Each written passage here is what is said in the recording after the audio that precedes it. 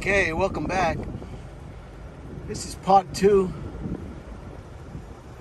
the Battle of Little Bighorn Memorial. And I'm going to take you on this little drive that I mentioned in the first part.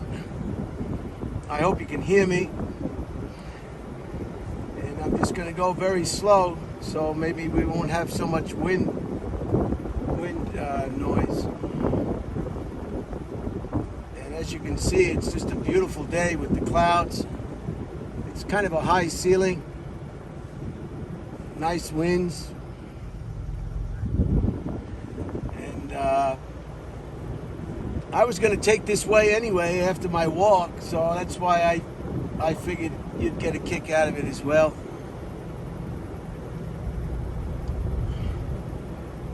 So I was talking to the ranger, and he gave me a very fascinating story.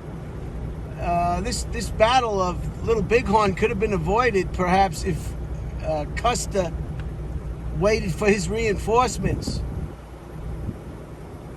He miscalculated the number of Indians in the area.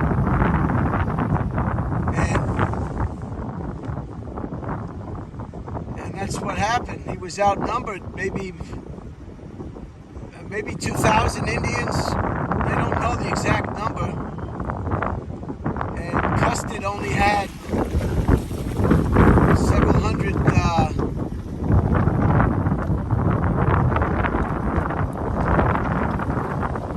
hundred cavalrymen. So it was. You're looking at the battlefield now. There's the ravine. You can see the ravine. So he told me the scouts that were with Custard pointed out where these Indians were. So they went down there to this Indian village. And I think what he said is Custard didn't want to scare them away and disperse them, because then they would have to go and find them again. So he figured he'd go there.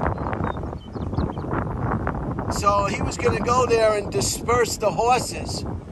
And the children were playing with the horses and everything. And the children, this is what I understand, the guy was telling me, the ranger. And we'll get the other side of the battlefield as I come back along the other side. And so the children and some other people, other Indians, saw Custard's men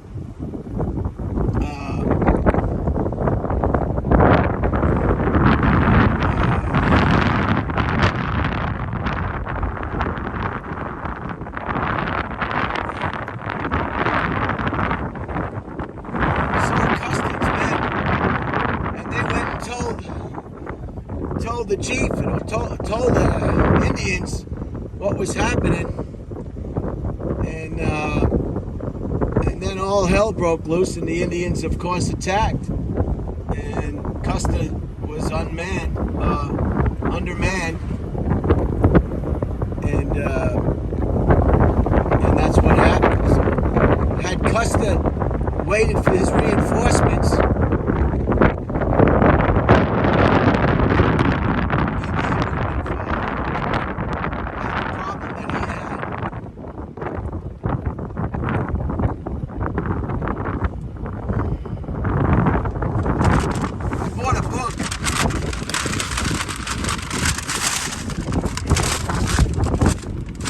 I bought a book on the recommendation of the park ranger. It's called A Terrible Glory, Custer and the Little Bighorn, The Last Great Battle of the American West, by James Donovan, D-O-N-O-V-A-N.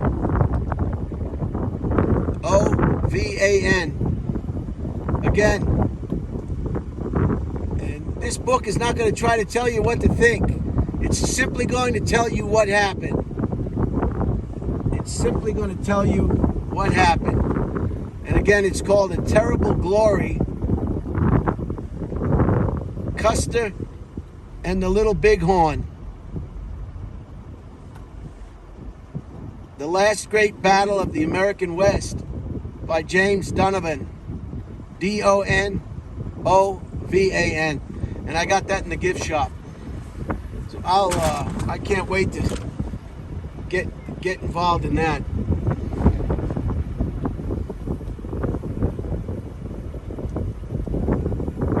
You can see the snow still on the mountains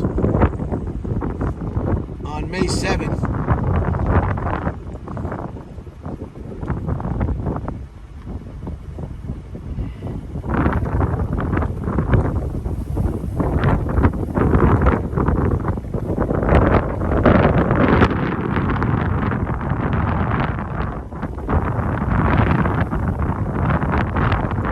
America's history in the Wild West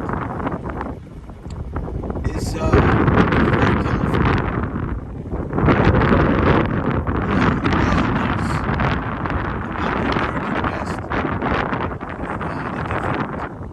Chapters of the American West and all the personalities, law-abiding and not.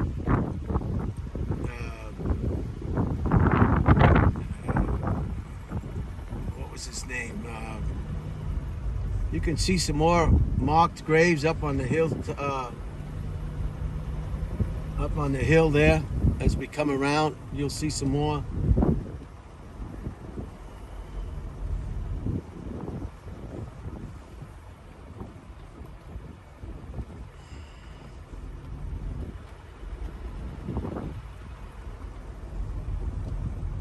It's quite an extensive battlefield.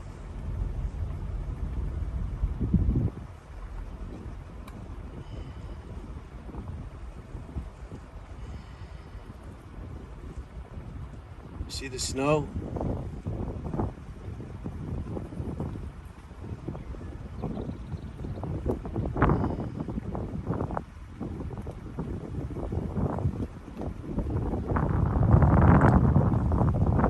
As you're traveling west, sometimes it's easy to get mixed up and forget what state you're in. Again, this national park, run by the National Park Service, Little Bighorn, is in the state of Montana,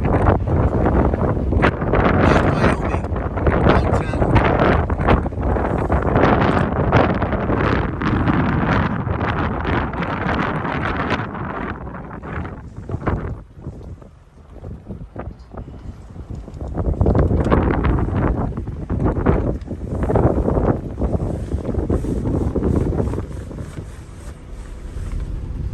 Now we're coming around, looping around, and heading back down where we came from. This is the other side of the roadway.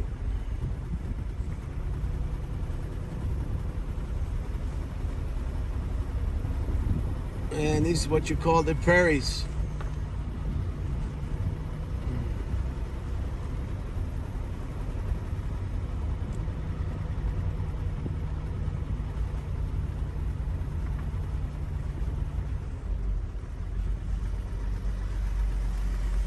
Just a beautiful sky to go along with the prairies.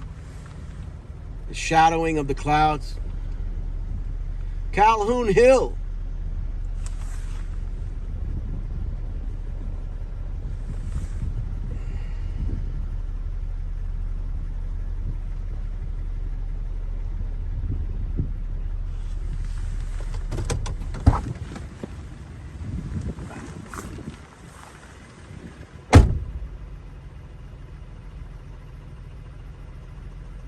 This is Calhoun Hill. After separate skirmishes, Custer's command reunites here. Company L under Lieutenant James Calhoun skirmishes with Gall, Crow King, Two Moons, and other warriors. From here, these soldiers could have attracted Captain Bentington's column and the pack train. Lakota and Cheyenne charge overruns this hilltop and stampedes cavalry horses held in the ravine to your left.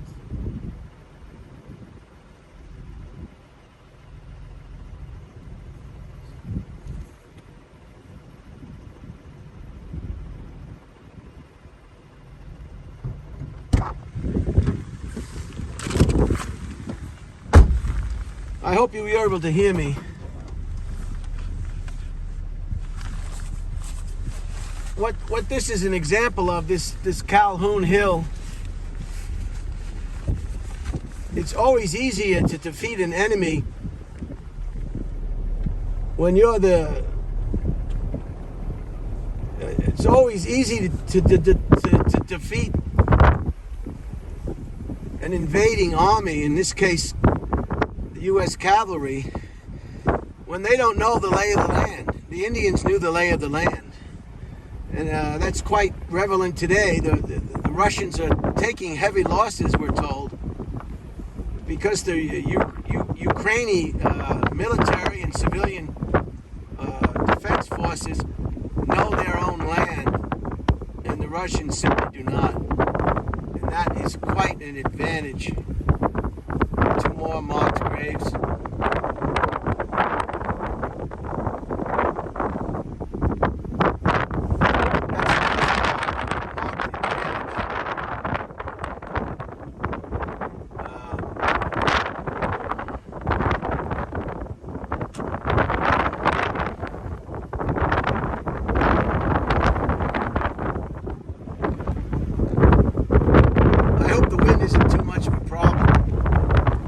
You can always lower your volume, or you can turn it off. Watch these images on a big screen, and not be bothered by the wind noise if it's a problem.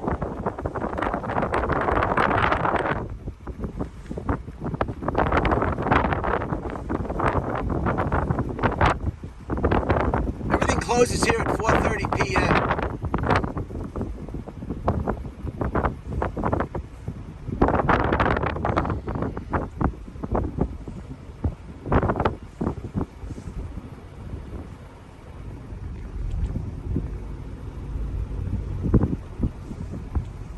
Some more marked graves out in the distance, down in a little bit of a ravine.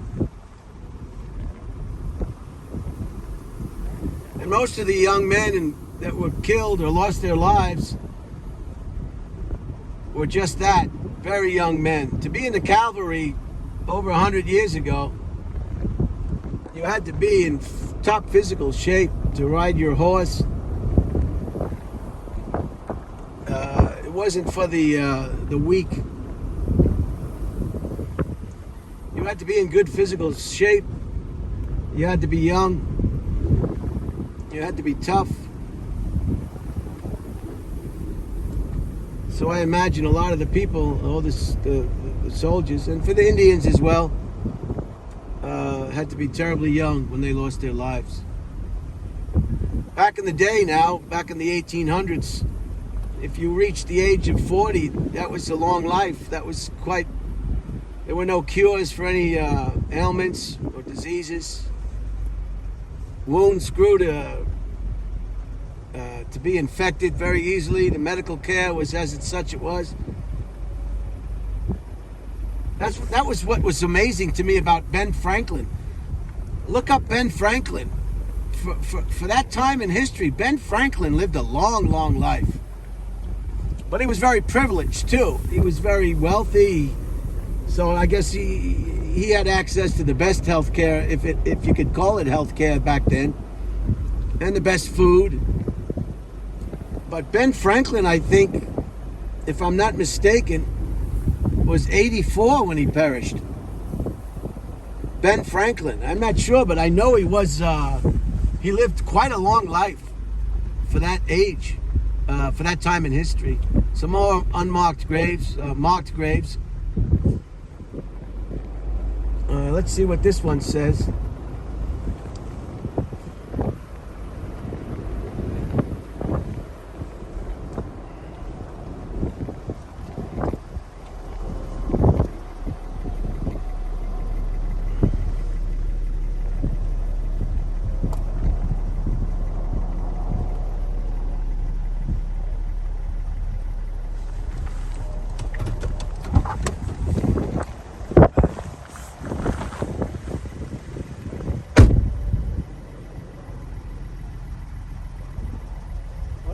Crazy horse fight.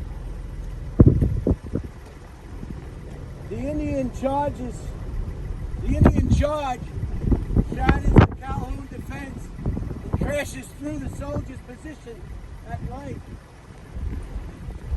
Held by Captain Miles, Company I, Crazy Horse and White Bull cut down the retreating soldiers who flee northwest along this ridge. In an effort to join the northwest along the ridge, in an effort to join the remnants of Custer's command on Last Stand Hill. Members of Company C and L were also found here.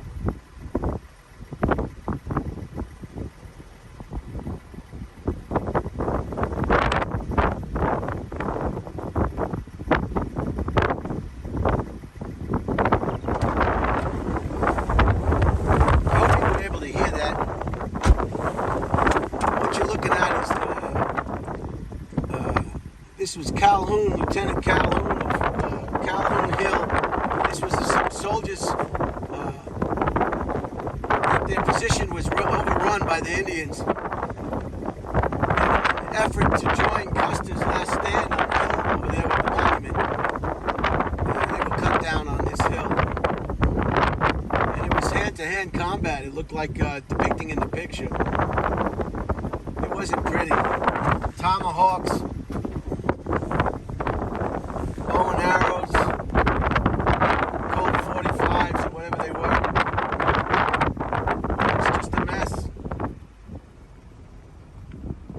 Custer's men poked the bear. They had no idea the amount of Indians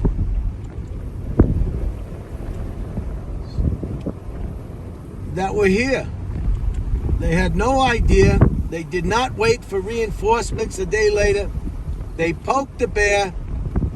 The bear was much greater than they anticipated, and it ended with their demise. They were overrun, outnumbered on somebody's property. Somebody who knew the land, knew the in and outs of the property, and that's what happened. I can't wait to read this book. I'll have to show you the book before I close the video.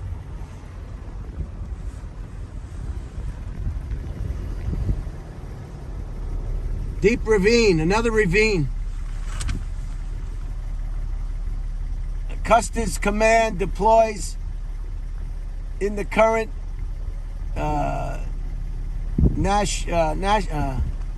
current National Cemetery area and advances into the basin across the road to your left before withdrawing to the last stand hill toward the conclusion of the battle. Soldiers from Company E moved toward the deep ravine.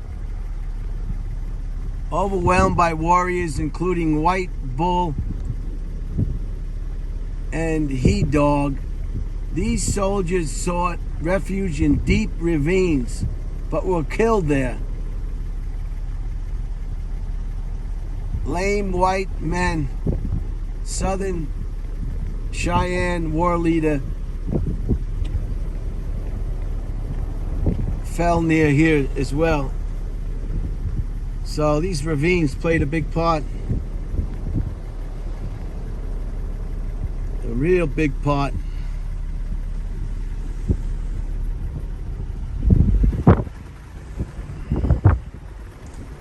All right, that's about it. I think I'm gonna wrap it up.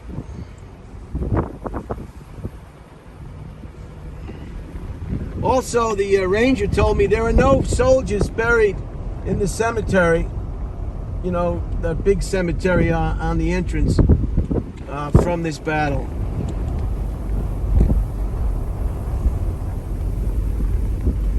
Just the ones up on the last stance hill. But like I said, you've got to do your own. You've got to do your own research. You've got to. You got to get the particulars. I'm trying my best to give you accurate information, but it's not going to be that way because I say it wrong. And there's that wonderful, wonderful memorial.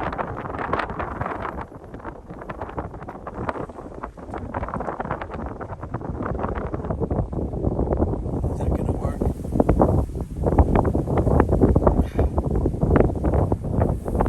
There's the memorial for the Indians.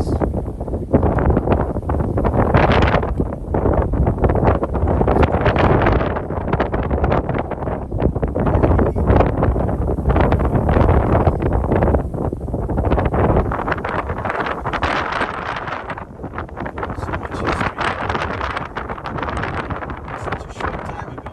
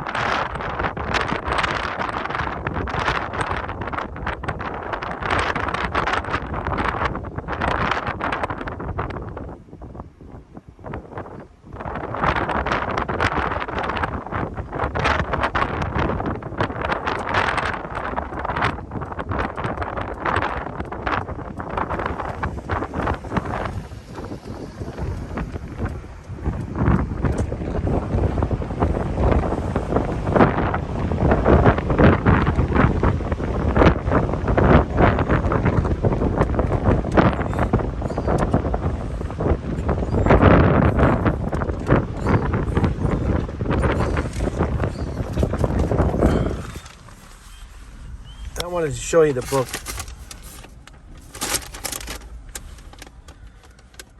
Okay. A Terrible Glory. Custer and the Little Bighorn. The Last Great Battle. I don't have my glasses.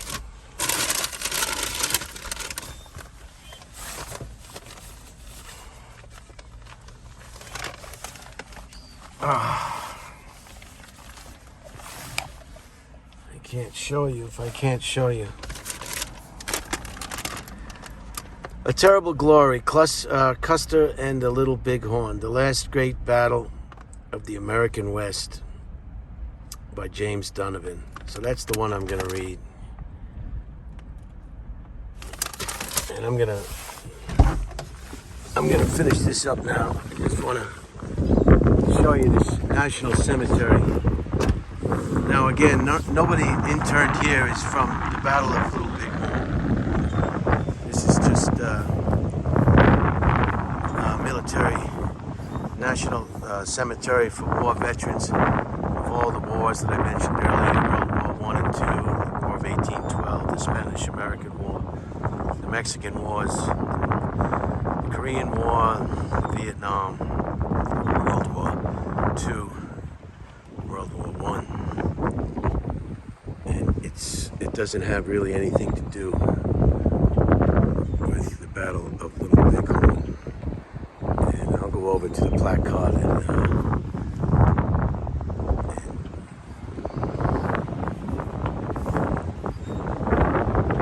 just amazing.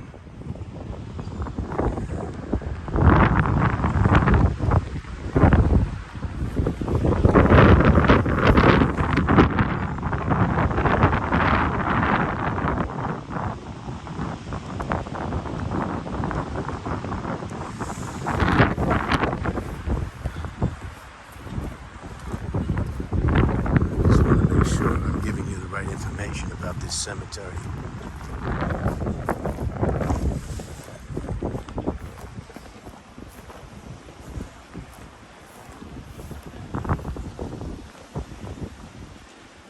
Okay.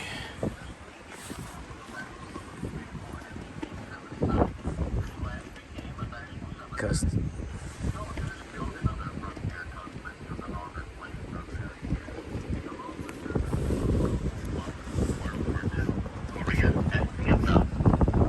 Like many other national cemeteries, Custer Battlefield National Cemetery was established after the bodies of soldiers slain at the Little Bighorn were already buried on the field. In addition to the dead already here, those from post cemeteries of abandoned Western military forts were brought here for reburial. These include the troops killed in the Fetterman and Hayfield fights near Forts Philip Kearny and C.S. Smith, and the dead from cemeteries at Forts Loudon, Rice, Beaufort, Sisseton, Assiniboine, and Custer. All were reburied within a 25-year period. Over the years, the remains of Little Bighorn casualties were occasionally found on or near the battlefield. Identified only as those of Custer's men, they were buried in cemetery plots as unknown soldiers. As late as June of 1958, the remains of 3 men were found at the Reno Benzine Defense Site and also placed in the cemetery. The National Cemetery was first maintained by the Department of the Army. In 1893, the first superintendent removed Holtzman supervised the cemetery expansion. The first permanent structure was the brownstone lodge erected in 1894 to house the superintendent.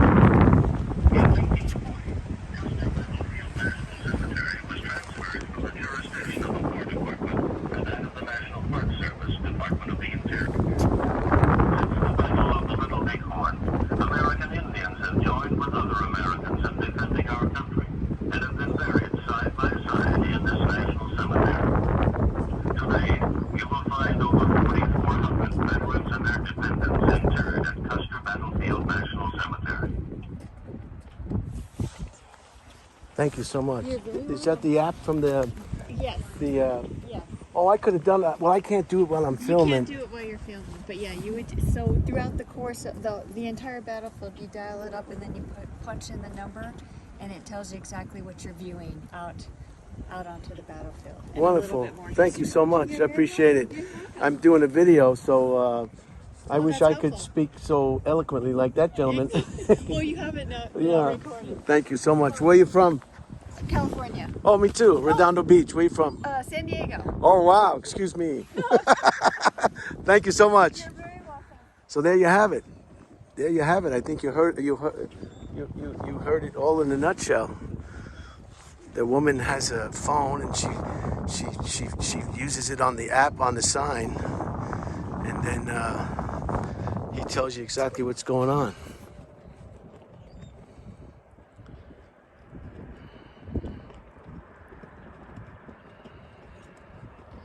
But if I talked like that, it wouldn't be the same. It wouldn't be the same presentation if I talked like that. You know. Well, how fun would it be if I never made a mistake?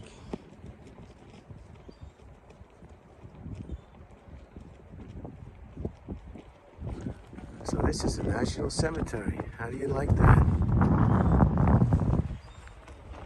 And this will be the conclusion of the Custer's Last Stand, Battle of the Little Bighorn. This will be part 2.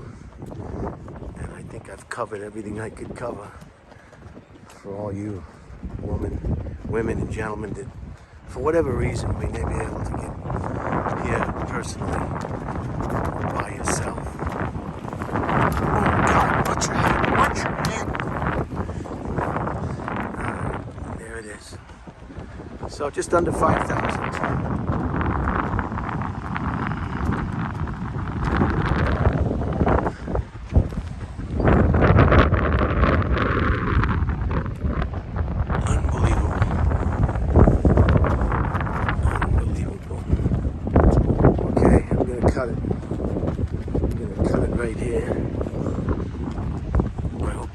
This presentation, part 1 and part 2, and I'll see you on the next. That's a nice sound. The sound of the flickering flickering flag and the clouds in the background. Totally a beautiful, beautiful day. Blue sky. Okay, 32, let's try 40. Let's see if I can knock it out at 40.